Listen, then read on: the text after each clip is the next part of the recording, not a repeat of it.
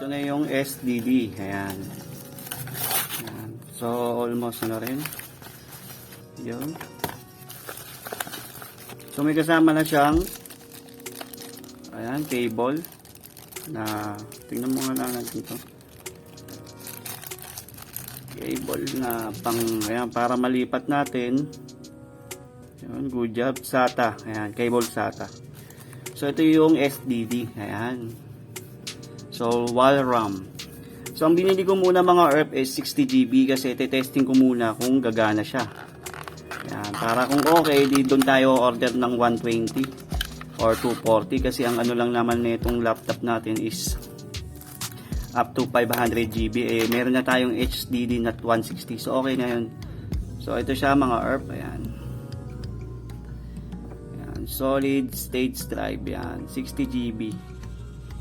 So, made in China. So, testing natin mga ERP. Ayan. So, yan mga ERP. Bubuksan na natin itong ating lagayan ng HDD. Ayan. Papakita ko rin sa inyo kung ano yung tsura nito. So, itong ating ano is HP ProBook. Ayan, HP siya mga ERP. 2015 model. Ayan, i5. Ayan. So, ito yung pinaka ano niya mga ERP. Ayan, pinaka HDD na. Ngayon, mayroon pa yung isang ano dito. Baka makalimutan nyo lang din. Ayan.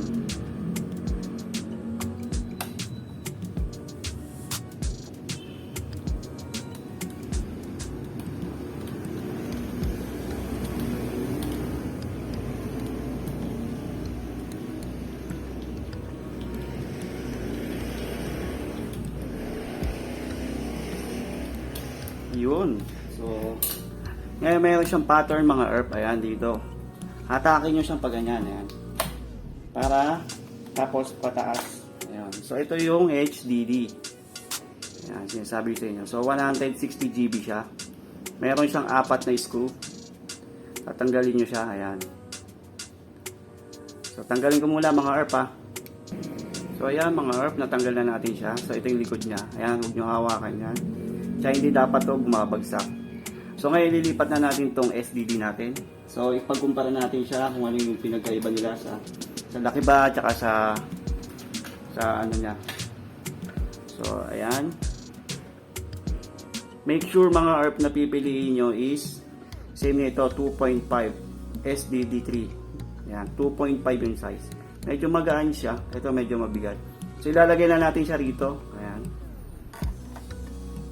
So, ang paglagay nito mga ERP is ganyan lang din. Ayan. Ayan. So, ang ano niya is dito rin sa gilid. So, ikakabit ko muna mga ERP ha. So, ayan mga ERP. Meron siya ditong sa gilid. Ayan. Makikita nyo. Ayan. Meron din siyang ano dyan. Tapos mamaya lilipat natin itong HDD sa CAD. Papaliwanag ko rin sa inyo mamaya kung ano may pinagkaiba ng CAD na bago tsaka din ng luma. Ayan.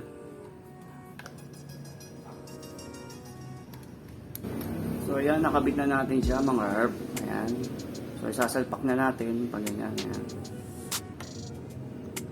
So dapat madiin siya mga ERP ha, madiin. Ayan. Para mag ano kayo, ayan.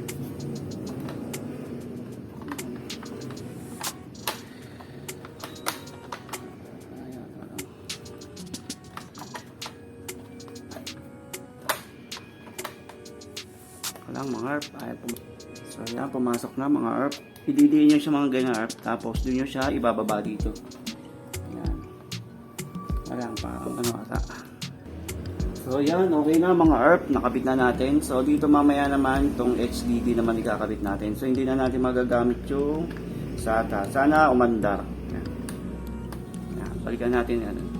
So ayan, nakabit na natin mga ERP. So ngayon, ibabalik na natin itong ayan, takip. Ayan. Madali lang, maganda lang. Maganda rin naman tong HP na ProBook. Kaya pala marami nagsasabi na maganda siyang pang business na laptop. Pwede ko pang i-upgrade doon ng i7 sa processor. Tsaka na yun, may model na rin ako ng RAM. Kasi 2GB, 2GB link, 2GB, 2GB. So gagawin natin 8GB yan, 4GB, 4GB. So ito mga ARP yung sinasabi ko sa inyo. Ayan. So kabalik rin natin. So meron kasi yan, explain ko, meron kasi dito yan. Ayan. Ayan. Ayan, parang DVD niya. So ngayon, tatanggalin natin yan. Ayan. Actually, natanggal ko na yan mga ARP. Ito yung pinaka ano niya, yung pinaka loob niya. Ayan. Yung pinaka hard disk niya.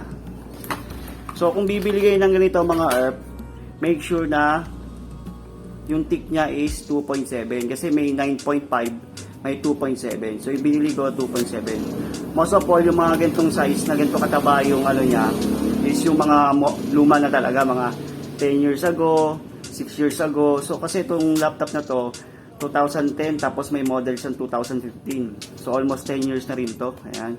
10 years, 5 years yun. Gano'n. Kasi 2000 model to eh. So ito yung pinakaloob niya. So tatanggalin ko yung ano. Para matanggal yan is ito. Tatanggalin natin tong yung screw.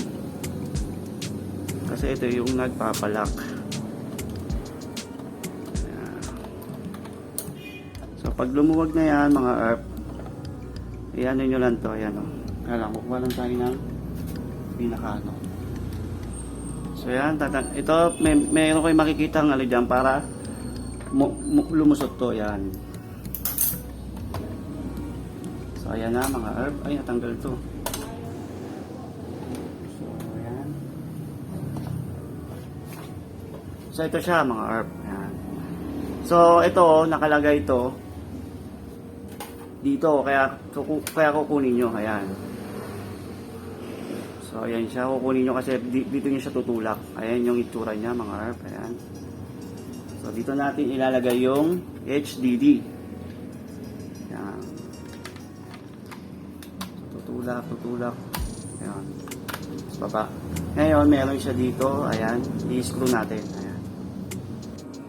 So ayan, ito i-screw dito sa baba mga ARP. Kasi kinulang tayo kasi 4 lang yung free. Eh yung nakalagay dito kasi dati 2 lang. So kulang lang 2 screw. Kaya ang gagawin natin, gano'n na lang sila. Ayan. Para hindi lang siya mahulog. Ayan. So, okay na itong isa. Ito naman isa dito. Ayan.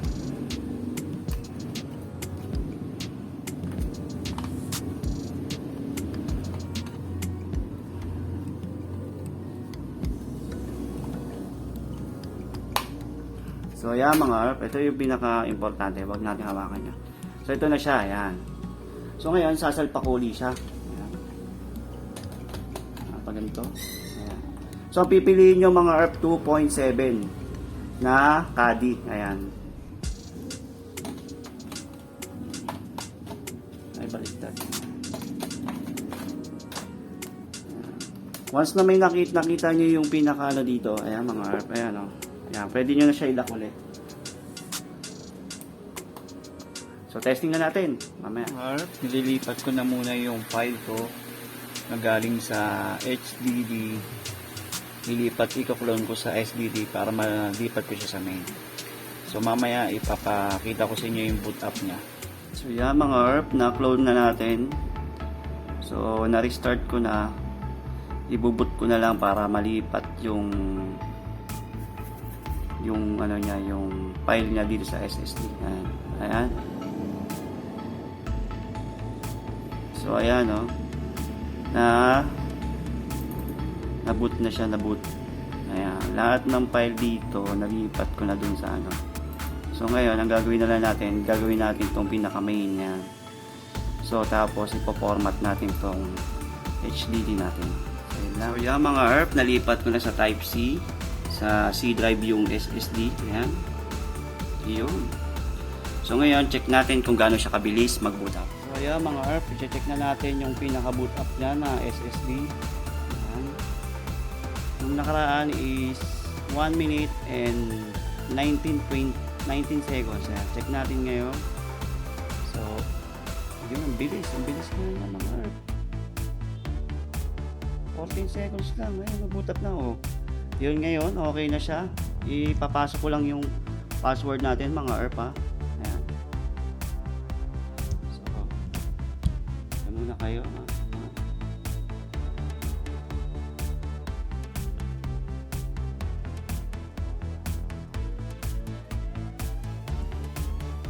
So yan. Ulit. Check natin.